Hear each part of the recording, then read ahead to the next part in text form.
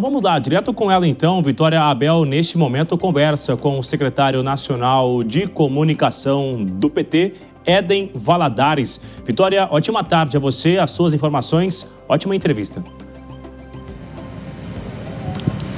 Olá, Bruno, boa tarde para você, para a Márcia, para todos que nos acompanham. Estamos aqui com Éden Valadares, secretário nacional de comunicação do PT, para comentar sobre essa derrota do governo ontem, medida provisória que acabou caducando no Congresso Nacional e quais as expectativas também do partido a partir de agora. O que eles vão fazer em relação ao discurso e também sobre eleições 2026. Éden, obrigada por aceitar nosso convite. Ontem o governo sofreu, então, essa derrota no Congresso, a medida provisória acabou caducando, e o próprio governo já inaugurou um discurso ali de ricos contra pobres, dizendo que o Congresso seria inimigo do povo. Você avalia que essa vai ser a estratégia a partir de agora, até o ano que vem, até as eleições, para justamente jogar para a sociedade o apoio do presidente Lula, já que ele não tem isso no Congresso? Olá, Vitória, obrigado pela oportunidade. Eu penso que não é uma criação nova do governo. Não é o PT, não é o governo do presidente Lula que criou um país que é separado por uma pequena fatia, um número muito pequeno de brasileiros que concentra 50% da renda nacional e milhões de brasileiros que, infelizmente, carecem de ter seus direitos, sua cidadania, sua dignidade assegurada. A grande desigualdade social do Brasil, a grande concentração de riqueza do país secular, não é criação do governo Lula nem criação do PT. O que é criação do PT e do governo Lula é a inédita tentativa da gente aprovar que esse andar de cima, e eu estou falando de 140 mil pessoas no universo de 200 milhões de pessoas, não estou falando da classe média, não estou falando de quem é dono de mercado, não estou falando de quem é dono de salão de beleza, eu estou falando daqueles que vivem da renda, da especulação, seja da terra, da especulação de imóveis, da especulação nas bolsas de valores, de ações. Estou falando desses super ricos, bilionários, deles poderem contribuir um pouquinho mais para que, por exemplo, trabalhadores e a classe média brasileira que ganha até R$5.000 tenha seu imposto de renda zerado. Então, não é novidade, não há uma reação do governo que seja nova, na verdade. O governo tem apresentado uma agenda do que a gente chama de reforma da renda no Brasil, que nada mais vou insistir, que esses grandes milionários, bilionários possam contribuir um pouquinho mais para quem ganha muito pouco ou quase nada tenha seus impostos zerados, o imposto de renda zerado. Agora, essa resposta do Congresso acaba dificultando um pouco a relação que o governo Lula deve ter daqui para frente. Vocês esperam que essa relação realmente fique mais difícil ou dá para novamente construir uma ponte com o Centrão para tentar o apoio deles em 2026? Eu queria separar as coisas porque o Congresso tem uma dinâmica própria. Eu não posso deixar de reconhecer, por exemplo, que essa legislatura, a atual legislatura de deputados e senadores, aprovou diversas pautas importantes para o Brasil, como a reforma tributária, por exemplo. Então, numa correlação de forças e que, se a gente for olhar o número das bancadas, partidariamente o governo não teria maioria, mas com muito diálogo, com muita disposição democrática, com muita capacidade de fazer política e com a compreensão do Congresso Nacional, a gente conseguiu aprovar pautas importantíssimas para o Brasil. Penso que o Congresso está numa encruzilhada sobre que caminho tomar. Se seguirá, como fez na semana passada, em sintonia com o que quer a sociedade brasileira, isso não é opinião só do PT. As pesquisas de opinião têm demonstrado. O que quer a sociedade brasileira? Ela não quer a agenda que a direita e a extrema-direita têm apresentado, que é a agenda da anistia para quem já foi condenado e cometeu crimes como, por exemplo, a tentativa da volta da ditadura militar, um golpe militar no nosso país, o planejamento de assassinato de adversários políticos, que já foram julgados, tiveram o direito de defesa e foram condenados. Então, a agenda da direita é anistiar essas pessoas. Então, quem falava em combater a corrupção, quando tem os seus condenados por crimes, agora fala em anistia e em perdão. A agenda da direita, então, é a anistia. A agenda da direita e do Centrão, ou dessa parte do Centrão que dialoga, e dos bolsonaristas, a impunidade, a PEC da blindagem. Essa não é a agenda da sociedade brasileira, nem é o tarifaço que Eduardo Bolsonaro faz conspiração fora do país para penalizar o empresário brasileiro, o trabalhador brasileiro que produz e que exporta. A agenda do Brasil é a agenda, está muito mais antenada à agenda do presidente Lula, que é combater desigualdade, combater privilégios, gerar mais oportunidades, gerar crescimento econômico e prosperidade prosperidade para todo mundo, insisto, com justiça social, com justiça tributária, com justiça fiscal. Quem tem muito mais pode contribuir com um pouquinho, para quem não tem quase nada possa ficar isento, por exemplo, do imposto de renda. Então, o Congresso Nacional tem esses dois caminhos a tomar. Quando tomou o caminho, digamos, apartado do sentimento, do desejo, do que pensa a sociedade brasileira reagiu e foi às ruas naquele 21 de setembro, em todos os estados, em todas as capitais do país, para dizer não à agenda da impunidade, da blindagem, da anistia. Quando votou a favor do imposto de renda, da isenção do imposto de renda para quem ganha até 5 mil e pela taxação dos super ricos, recebeu a aprovação da sociedade. O governo Lula vai continuar apresentando sua agenda, o ministro Haddad vai continuar enviando esse tipo de projeto que equilibra as contas do governo, é preciso dizer. A decisão do Congresso ontem joga as contas no governo ao desequilíbrio. Eles que falam em ser liberais, que falam em ter responsabilidade fiscal e ter responsabilidade com o país, ontem, no afã de atacar o governo Lula, atacaram o Brasil. Seja o povo que pode ver os gastos com educação e saúde e segurança diminuírem, seja o país enquanto as contas públicas que ontem tomou um baque de pelo menos 20 bilhões de reais. O Congresso Nacional, insisto, precisa saber que caminho tomar, se está do lado do povo ou do lado de quem quer defender os poderosos e os privilégios de sempre no Brasil. Mas ainda assim, o presidente Lula vai depender desse Congresso até o ano que vem, né? Você acha que essa separação, essa rixa vai continuar? Não acho que, Vitória, com todo respeito, eu não acho que haja rixa. Eu acho que há agenda. As coisas não são estáticas na política. Quando o Congresso se conecta com a sociedade, com os anseios da sociedade, percebe e vai ao encontro dessa vontade, ela também encontra o governo. Aí tem um processo de mediação, tem um processo de negociação, mas a gente se encontra e faz o Brasil andar para frente. Vou insistir.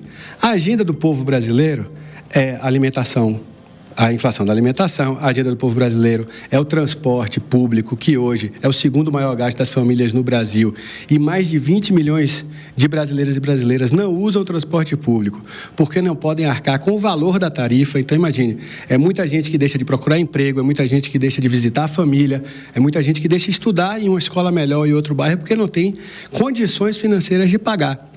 Por isso nós estamos falando em reforma da renda, por isso a gente está falando em mobilidade urbana, em tarifa zero, por isso que o PT e o presidente Lula estão falando da gente fazer o que a gente chama de reforma da jornada de trabalho.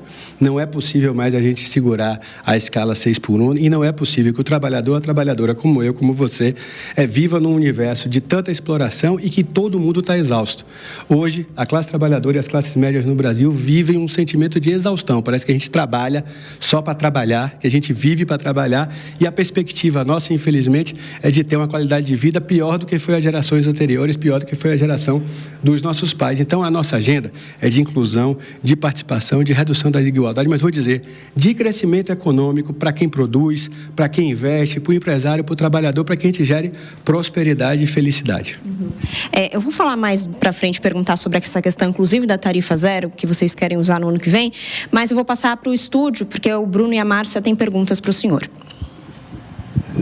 Secretário, eu estava ouvindo o senhor aqui fazer essa análise sobre o que significava essa votação, essa medida provisória de ontem, que tinha os benefícios, que é uma agenda para a sociedade, mas a gente vê que não foi feita uma comunicação quanto o senhor fez agora, explicando os benefícios que haveria para a sociedade. O senhor reconhece que existe uma dificuldade na comunicação do governo dentro do Congresso Nacional, diferentemente do que a oposição está fazendo, que consegue fazer com que isso chegue lá fora, alcance as ruas? O senhor sente essa dificuldade na comunicação dentro do governo?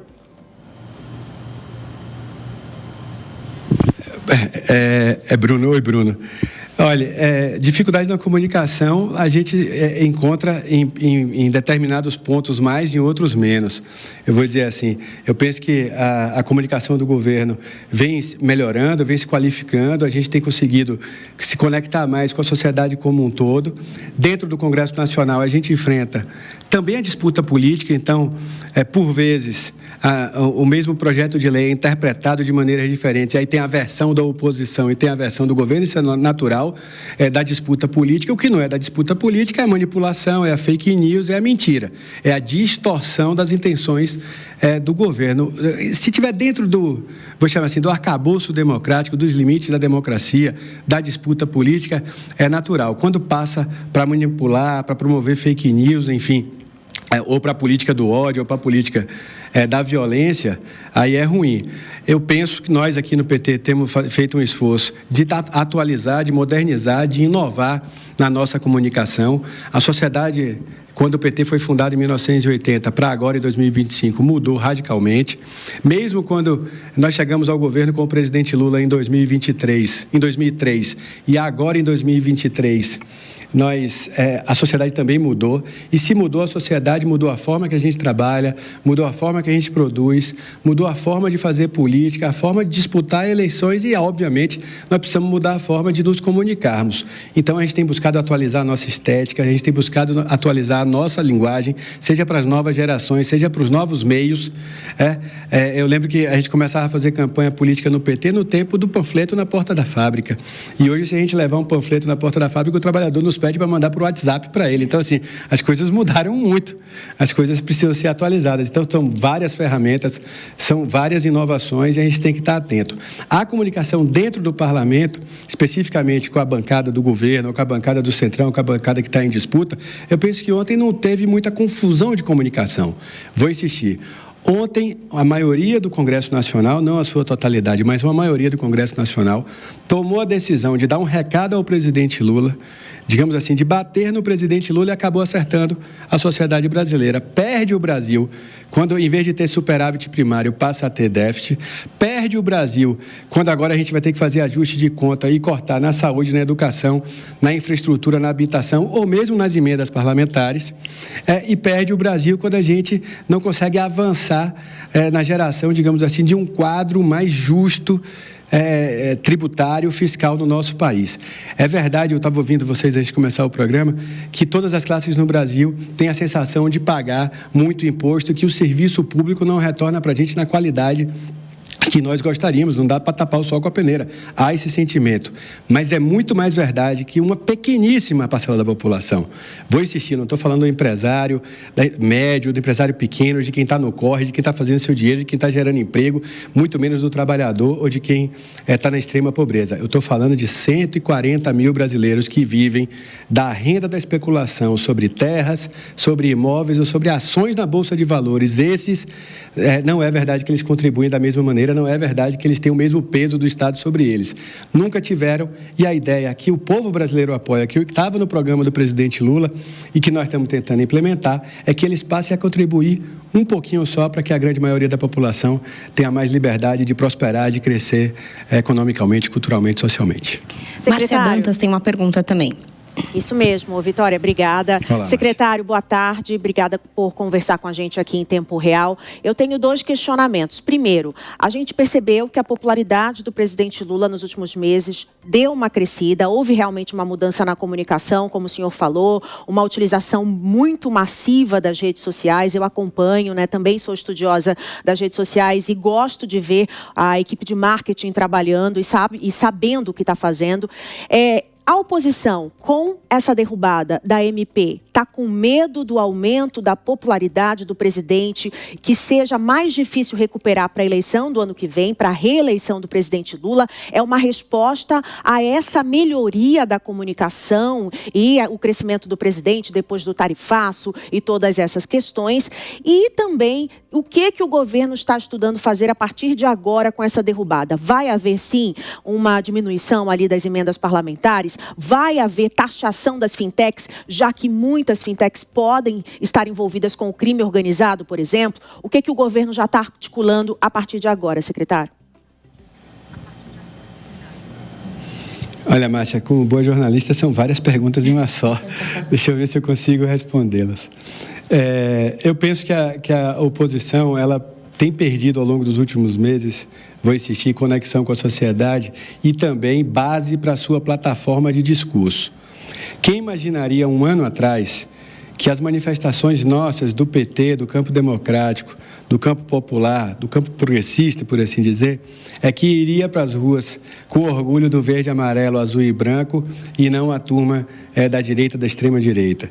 Quem diria há um ano atrás que a pauta da corrupção não fosse mais monopólio da direita e da extrema-direita, que tentava monopolizar como se eles fossem o único campo político que quisesse combater a corrupção no país, e depois da sentença, da condenação de Bolsonaro e dos golpistas, eles passam a defender a anistia, passam a defender a impunidade, então cai a máscara de que eles não são favoráveis àquela história de bandido bom é bandido preso, ou bandido bom é bandido morto. Quando é bandido deles, eles querem anistia, eles querem perdoar. Então cai mais uma máscara. E também, quem diria há um ano atrás que a discussão sobre a defesa do Brasil no cenário internacional, o nacionalismo, o patriotismo, seria desnudado.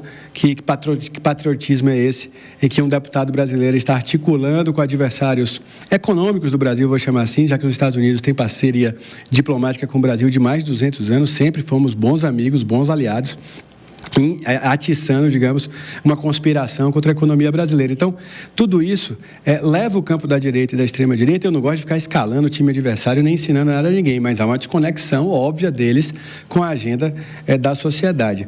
No Congresso Nacional, se a bancada que representa esse campo político tentou evitar que a popularidade do presidente Lula subisse, eu acho que eles deram, com os burros na água, eles deram um tiro que sairá pela culatra. Vou dizer por quê. A popularidade do presidente Lula sobe, sim, é verdade, graças à melhor comunicação nossa do governo, à melhor comunicação do PT, a nossa capacidade de mobilização nas ruas e também nas redes, a gente tem acertado mais, é verdade, nos últimos meses, é verdade. Mas é verdade também que antes da comunicação vem a política, sabe? Não há como a gente ter uma boa comunicação se a política for ruim. Agora, se a política for boa e a comunicação for boa, tão melhor, sabe? Então, eu não gosto de brigar com o meio, com o instrumento. A comunicação é só o instrumento, é só o meio. Como o governo tem acertado muito na política, como o governo, desde talvez daquela derrota no IOF, o ministro Haddad tem sempre falado da gente fazer a reforma da renda, da gente fazer um processo no país de maior equidade, justiça fiscal, tributária. Desde aquela derrota no IOF, acho que ficou mais claro para o conjunto da base do governo, para os ministros do presidente Lula, para a articulação política do governo, que o espaço para mediação, essa que você citou, Vitória, tem um limite ali dentro do Congresso. Qual que é o limite, a nosso ver? Eu reconheci aqui que a gente conseguiu avançar em várias pautas com o Congresso Nacional, mediando com os diversos partidos, inclusive partidos de oposição. Só que a gente percebeu que tem uma linha no chão, tem um risco no chão que separa, toda vez que a gente tenta atravessar essa linha, ela parece intransponível. Qual que é a linha? A de taxar esse último andar que eu falei, os super ricos, os poderosos, aqueles que sempre tiveram privilégio no país. Aí se mobiliza um lobby, se mobiliza uma articulação política que protege essa super elite do Brasil. Então, como esse limite parece que toda vez que chega no Congresso Nacional a gente esbarra no muro, o governo decidiu chamar a sociedade para essa discussão. O governo decidiu extrapolar os muros do Congresso e envolver a sociedade civil, a imprensa, os veículos de comunicação, as redes sociais, no debate. Que Brasil nós queremos? Um Brasil com essa mesma hiperconcentração, com esse mesmo processo de 4, 5 séculos de privilégios, de benesses, sabe, para um pequeno grupo, ou um país mais democrático, que todo mundo possa contribuir? Quem ganha mais, paga mais, quem ganha menos, paga menos, e quem ganha muito pouco não paga nada. Eu penso que o acerto, Márcia, te respondendo, tem a ver com a comunicação, com a atualização da comunicação, a gente tem acertado mais mesmo, mas tem a ver também com o acerto político de convidar o conjunto da sociedade para fazer esse debate. E aí, foi de fora para dentro do Congresso que nós conseguimos aprovar a isenção do imposto de renda para quem ganha até R$5.000, com desconto para quem ganha até 7.300, e a taxação dos super ricos, aqueles que ganham mais de 600 mil no ano. Não foi só a força do governo, do presidente Lula, dos argumentos do PT ou da nossa comunicação, foi substancialmente as pessoas que foram para as ruas, as manifestações em todas as capitais de todos os estados, a pressão nas redes sociais, a pautar a imprensa, a mobilização da sociedade brasileira de dizer, sim, essa agenda é uma agenda que interessa ao Brasil. Mesmo aqueles deputados deputados, que lembra que porventura tinham opinião contrária, acabaram aderindo e foi aprovado à unanimidade esse projeto na Câmara dos Deputados. A Márcia perguntou também da solução, né? O que vocês estão imaginando? O senhor que tem muito contato ali com a cúpula do governo, né? O que vocês estão imaginando de solução? Se vai ser por meio do corte de despesas, principalmente no corte de emendas? Eu elogiei a Márcia pela pergunta, vou te elogiar por ter complementado a pergunta, porque eu mesmo não lembrava. Márcia, eu não sou do governo, eu não sou dirigente do governo, não sou ministro do governo, sou um dirigente do PT, que dialoga com o governo, claro, todo dia. Então, assim, no detalhe, quanto mais nesse assunto da economia e da fazenda, que eu não tenho o detalhe técnico, o que eu sei é que o ministro Haddad estava muito confiante de que a gente pudesse aprovar, ele é um entusiasta dessa reforma da renda, mas ele estava preparado para o plano B, ele estava preparado para a eventualidade da MP caducar ou dela não ser aprovada no Congresso Nacional. Aí não tem jeito, nós vamos precisar cortar o orçamento, nós vamos precisar buscar aquele superávit cortando. A orientação do presidente Lula, evidentemente, é evitar cortes digamos assim, nas áreas mais importantes do governo e daqueles que precisam e necessitam do Estado. Seguridade social, assistência social, educação pública, saúde pública, moradia. Tem outros mecanismos? Tem. Podemos criar alternativas por decreto, por exemplo, de tributação? Tem, mas evidentemente será feito o corte. E o Congresso Nacional, que foi, digamos assim, co-signatário da medida provisória ter caducado, pode eventualmente ser chamado a participar do corte, por exemplo, cortando nas emendas. Não estou dizendo que haverá, estou dizendo que é uma das cartas sobre a mesa, uma das possibilidades. Esse Congresso Nacional que deixou caducar essa medida provisória e não aprovou a taxação. Estamos falando de taxação de casas de aposta, gente, de bets, que levam dinheiro do trabalhador, geralmente mais pobre do Brasil, para o exterior, contribuindo muito pouco, muito mais ou muito menos do que qualquer trabalhador que está aqui nesse estúdio comigo paga de imposto de renda, por exemplo. Não é justo que nós paguemos mais imposto de renda do que casa de aposta digital pague de imposto no país. Infelizmente, o Congresso Nacional não entendeu assim e pode ser chamado a participar da solução, cortando na própria carne e cortando nas emendas. Secretário, só uma última pergunta para a gente encerrar, porque não posso deixar de perguntar do governador de São Paulo, Tarcísio de Freitas, que foi um articulador para que essa medida provisória caísse e tende a ser um adversário político de Lula no ano que vem. Vocês já estão imaginando esse cenário com o Tarcísio, já desenhando estratégias, e se seria muito diferente da campanha feita em 2022 contra Jair Bolsonaro? Vitória, a gente não escolhe adversário. Eu penso que o campo da nossa oposição, da direita e da extrema-direita, está com um desafio muito grande, desafios muito grandes, na verdade, um deles na escolha da candidatura. Não sou eu que vou escalar, é o time do lado de lá, mas eles têm muita dificuldade de ter unidade de ação. Eu falei aqui, eles estão batendo cabeça, uns falam mais à direita, outros falam mais ao centro, enfim, então a dificuldade de unidade. Eles estão tendo dificuldade, que eu falei mais cedo, de perder discurso. Há uma notadamente há uma perda de discurso, uma parte mais radicalizada do bolsonarismo, por exemplo, está tonta, desculpa o termo, mas é verdade, porque fazia uma defesa, eu vou chamar assim, irrestrita, de que quem era nacionalista era o campo do Bolsonaro, quem era patriótico era o campo do Bolsonaro, quem defendia o país era eles, quem era contra a corrupção era eles, e o choque de realidade deixou essa militância perdida. Mas o desafio maior talvez seja esse aí de encontrar o substituto ou um candidato à altura de enfrentar o presidente Lula. O governador Tarcísio, eu já lembro da sua pergunta em si, se a intenção dele é ser pré-candidato, se a intenção dele é via Brasília articular a oposição ao presidente Lula para ocupar esse espaço de candidatura contra o presidente Lula, contra o PT, contra a gente, eu penso que ele começou muito mal, porque ele articulou, insisto, tentando acertar o presidente Lula, acabou acertando a sociedade brasileira, o povo brasileiro. Se foi essa a estreia de Tarcísio na Arena Nacional como pré-candidato, desculpa, ele começou muito mal e penso que está muito cedo para ele fazer isso. O governador Tarcísio tem um mandato para estar à frente da administração de São Paulo. Abandonar a cadeira de governador para vestir o paletó de pré-candidato a presidente da República, eu penso que o povo de São Paulo merece mais do que isso, do que esse abandono. Mas seria um adversário difícil de trabalhar. Não escolho adversário, nunca escolhemos, nunca teve eleição fácil no Brasil, tá? Nos melhores momentos do presidente Lula, da presidenta Dilma, nós fomos para o segundo turno. A gente nunca ganhou a eleição de primeiro turno, aí a eleição passada foi decidida por uma margem muito pequena de votos, 2 milhões de votos no universo de 220 milhões de brasileiros. Então, nós não esperamos que haverá eleição fácil, quem quer que seja o candidato. Não haverá eleição fácil no Brasil. Mas, insisto, não sei se governador Zema, governador Ratinho, governador Tarcísio, alguém da família de Bolsonaro, não é isso que vai estar em debate, não é a qualidade individual de cada um. É o projeto que era feito pelo governo Bolsonaro comparado com o projeto do presidente Lula. A sociedade brasileira vai poder escolher se quer continuar com esse projeto do presidente Lula mais humanizado, que busca igualdade social, que busca a distribuição de riqueza, ou a agenda da extrema-direita de desumanidade, por exemplo, na pandemia que era tocado por Bolsonaro. É isso que vai estar, em discussão no país, esses dois projetos. Tá certo, secretário. Obrigada pela entrevista e com vocês no estúdio. Obrigada, Vitória, e secretário Éden Valadares também pela entrevista.